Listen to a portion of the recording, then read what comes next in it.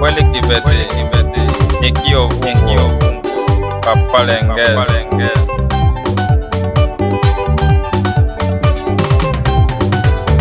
Mwanamke ni tabia lengesi, mwanamke ni tabia lengesi.